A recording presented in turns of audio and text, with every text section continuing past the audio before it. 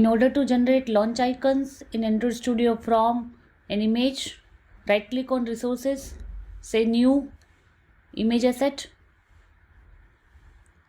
Keep the icon type as the default. Launcher icons, adaptive and legacy to support Android 8 and above. For source asset type, there are 3 options. We will look at the first option, image, in this video. So let's select the image.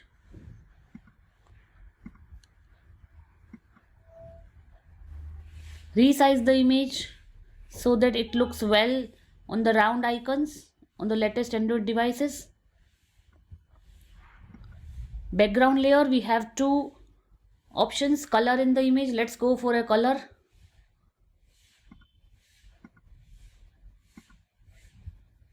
Click next. It displays the output files. Those will be generated. Click finish. Let's run the app on the emulator to see the effect.